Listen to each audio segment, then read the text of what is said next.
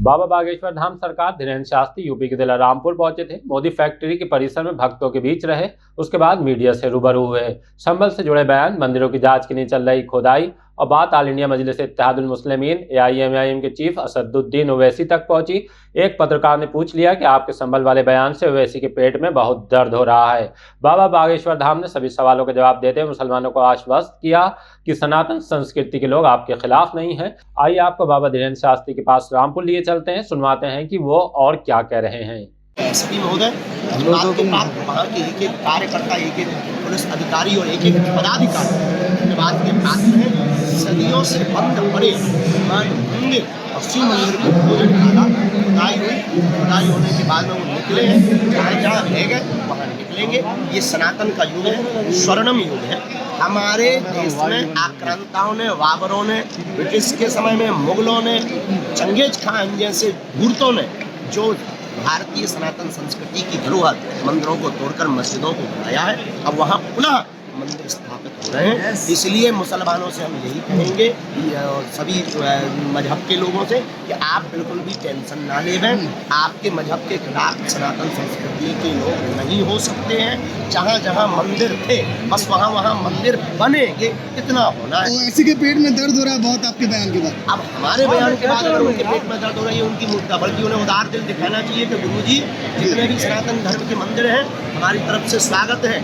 और high court, supreme court के आदेश का उल्लंघन करना, देश की आचार संहिता को ना मानना, देश के संविधान का मजाक उड़ाना है। और हम तो कहते हैं लो सुप्रीम कोर्ट के हमारे मंदिर की जांच करवा ली, हमें कोई दिक्कत नहीं है भैया, क्योंकि हमारे हिंदुओं को तो दिक्कत नहीं होगी, कहीं भी मंदिर की जांच हो जाए। उन्हें क्यों दिक्कत है? इसका मतलब है, इसका मतलब उन्हें पता है कि अंदर शिव जी बैठे। आज संभल में मुझे 2000 साल पुराने संग्रहालय में सनातन के सबूत मिले, उसको लेकर क्या रिएक्शन है? ये देश वो है तो करोड़ों अरबों सालों के सबूत भी मिलेंगे और वहाँ पे भी सनातन मिलेंगे।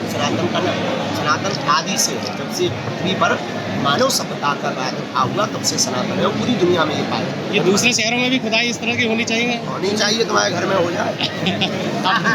आप इस चक्कर में मत पड़ो। हमें उन हिंदुओं पे बड़ा तरस आता है जो अपने धर्म को छोड़ देते हैं और चादर चढ़ाने चले जाते, कई तो कैंडल जलाने चले जाते। एक आदमी हमें मिला, हमका कहाँ के हो? बोले यूपी के हैं। हमका यूपी के हो सो तो ठीक है, पर कहाँ गए थे? बोले चादर चढ़ाने गए थे। हमका क्या तुम्हारे फादर कम पड़ गए थे?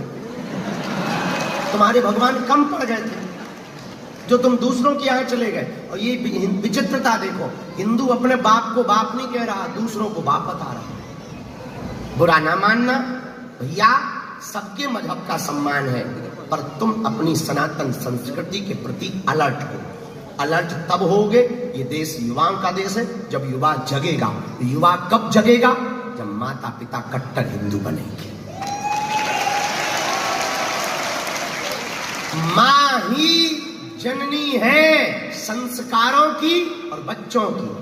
बच्चे को जन्म देने के लिए भी माँ होती है और संस्कारों को जन्म देने के लिए भी माँ होती है। हमें लगता है कोरोना आया था तो कोरोना में वैक्सीन लगाई गई कि अब कोरोना नहीं होगा।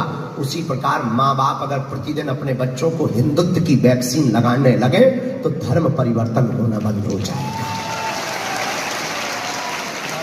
बदलना बंद हो जाएगा। ये तभी संभव होगा जब माता पिता कट्टर हिंदू बनेंगे।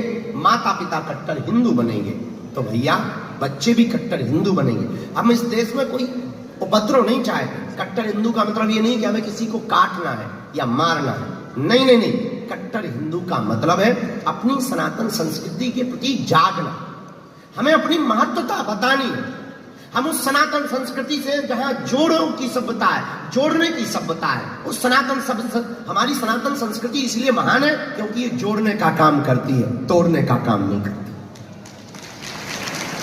जोड़ने का काम राम सेतु की कथा से उठा के बताओ कि राम सेतु में जितने भी पत्थर हैं सब जोड़े गए तब पुल बना। जब तक पत्थर नहीं जुड़े तब तक पुल नहीं बना।